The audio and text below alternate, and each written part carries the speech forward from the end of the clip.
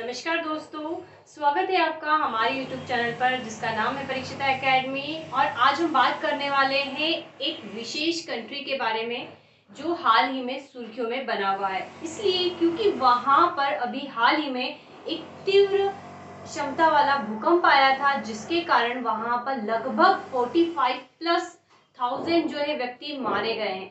जी हाँ, आप समझ गए होंगे, हम बात कर रहे हैं तुर्की के बारे में। अब यहाँ पर जब तुर्की में घटना हो रही है तो हम उसे क्यों पढ़ रहे हैं? इसलिए पढ़ रहे हैं क्योंकि हम कॉम्पिटिटिव एग्जाम की प्रिपरेशन कर रहे हैं। और अगर देश दुनिया में अगर नेशनल लेवल पे इंटरनेशनल लेवल पर कोई भी घटना होती है तो एग्जाम में वहां से क्वेश्चन आने के चांसेस बने रहते हैं। सो बड़े ही आसान शब्दों में हम आज बात करेंगे तुर्की से लगे हुए स्थलों के बारे में।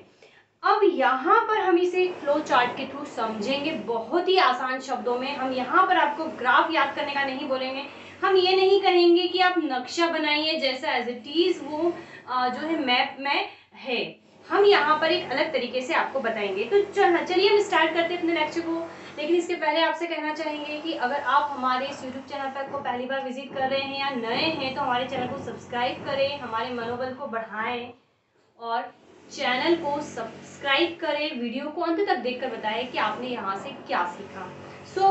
अब देखिए, हम यहाँ पर बिल्कुल अपने लेक्चर को स्टार्ट करते हैं। आ जाते हैं तुर्की पर। तुर्की हम इसको सामान्य भाषा में बोलते हैं लेकिन इसको तुर्की अब कहा जाता है रिसेंटली। तो यहाँ पर तुर्की को हमने इस प्रकार से रेक्टेंगल शेप में बनाया है। हम ये देख सकते हैं, ये जो रेक्टेंगल शेप है ये तुर्की है। और इस तुर्की को भी बनाने में हमने यहाँ पर कुछ विशेष बातों का ध्यान रखा है। सबसे पहली बात ये है कि हमने इसको इस प्रकार से जो है सेपरेट कर दिया है। अब ये सेपरेट इसलिए करा है, सेपरेट में देख सकते हैं कि इसका मोस्टली पार्ट ब्लैंक है और इसका कुछ पार्ट जो है आपको इस प्रकार से लाइनेट दिख रहा है। इसलिए दिख रहा है क्योंकि तुर्की ऐसा देश है जो 2 कंटिनेंट में आता है, 2 महाद्वीपों में आता है, जिसमें से एक महाद्वीप होता है एशिया जिसमें इसका सबसे ज्यादा भाग आता है और इसका कुछ हिस्सा जो होता है यूरोप कंटिनेंट में भी आता है। तो आप समझ गए होंगे हमने इसे क्यों बनाया। अब चलिए स्टार्ट करते हैं और यहाँ पर जानने की कोशिश करते हैं कि तुर्की से लगे हुए कौन कौन से कंट्री है, समुद्र है, सागर है, सब कुछ। तो यहाँ पर हम देखेंगे कि जो तुर्की है इसको आगे ध्यान देने से पहले आप ये समझ लेना, ये डायरेक्शन वही है जनरली जो होती है मैप में, नॉर्थ साउथ ईस्ट वेस्ट। तो तुर्की के जो उत्तर में है काला सागर आता है, काला सागर पड़ता है और काला सागर, और फिर इस प्रकार से इसकी जो सीमा होती है जॉर्जिया से लगती है, फिर आर्मेनिया से लगती है, ईरान से इसका मोस्टली पार्ट लगता है। कुछ इस प्रकार से ये आड़ा तिरछा चाहे कैसा भी हो, लेकिन हमें यहाँ पर याद रखना है कि लाइटली कि इसकी सीमा किस किस देशों से लगी हुई है। तो यहाँ पर ईरान, इराक और सीरिया आता है। देन इधर आता है भूमध्य सागर। अब भूमध्य सागर जो है इस वाले जो कंटिनेंट है, आप दिख ऐसा रहा है लेकिन इसको समझिएगा कुछ अब इस प्रकार से कि भूमध्य सागर जो है तुर्की के वो वाले हिस्से से भी लगा हुआ है जो एशिया कंटिनेंट में आता है और भूमध्य सागर तुर्की के उस वाले हिस्से से भी लगा हुआ है जो आता है आपका यूरोप कंटिनेंट में। ठीक है, तो भूमध्य सागर के तौर पर ये बात विशेष तौर पर ध्यान रखना। सेम चीज ये हमारे इसके काला सागर के रिगार्डिंग भी है। अब हम आते हैं यहाँ पर तुर्की की बात करते हैं। हमने ये जो बात करी मुख्य रूप से हमने बात कर ली एशिया वाले हिस्से के लिए, भूमध्य सागर दोनों वाले हिस्से को कवर करता है। अब हम आते हैं तुर्की के ये वाले हिस्से पे जो कि पड़ता है यूरोप कंटिनेंट में। तो जो यूरोप कंटिनेंट में तुर्की का हिस्सा है ये 2 देशों से लगता है, बुल्गारिया और ग्रीस। राइट, बुल्गारिया और ग्रीस। बस आप इस प्रकार से पढ़िए, समझिए, आपको बहुत इजीली एक बार दिमाग में क्लिक हो जाएगा और एग्जाम में अगर क्वेश्चन यहाँ से आते हैं तो आप इजीली बना पाएंगे। हम इसको जो है मैप के थ्रू भी आपको बताने की कोशिश करते हैं। तो देखिए,